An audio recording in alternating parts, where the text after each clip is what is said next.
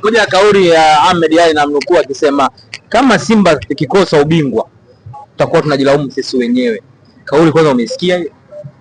Asijasikia, mimi ndo nakusikia wewe. Kama Simba ikikosa ubingwa wajilaumu wenyewe, yani wana Simba. Wajilaumu kwa sababu zipi? Mechi ambazo walipoteza.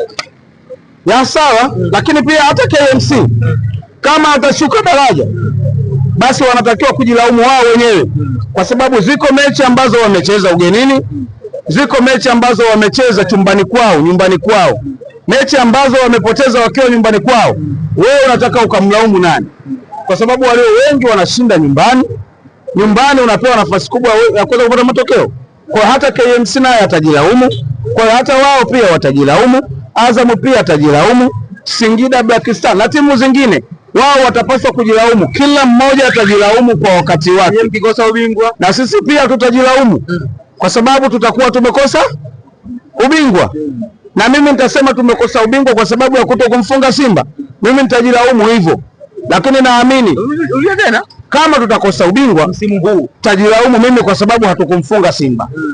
Lakini na pia Simba niwaambie tu ukweli, kama wataukosa ubingwa huu wala kila sababu namba moja kujilaumu ni wao. Kweli Ahmed Ally uko sahihi, kwa sababu mimi naamini tukifika mpaka mwisho wa msimu tuna alama hizi mbili, watajilaumu na kulia na kusaga meno kwa sababu alama mbili watakuwa wametupa wao.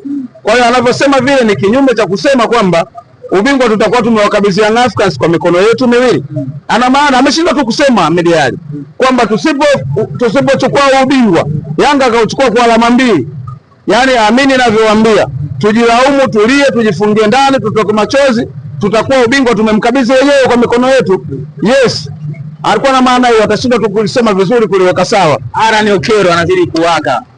Dirisha dogo ameingia, ana mabao 11 na assist 7. Lakini Chama huyo ana mabao 8 na assist 6. Kwa nini umemweka Chama? Wengi wao wanaangalia Chama na Aaron. Wanamkosea. Nishawaambia kimfananisha Aaron Okello na Clatous Chota Chama. Yaani ni wazi kabisa wewe unataka uende jela. Kamanda Mulilo yupo anakusubiri. Msifanye hivyo, mnakosea mpira.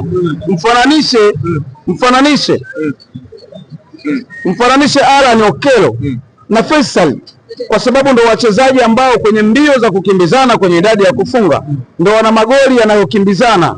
Kimzungumzia Faisal ana goli 14, Aaron Okello ana goli 11 na amekuja katika dirisha dogo.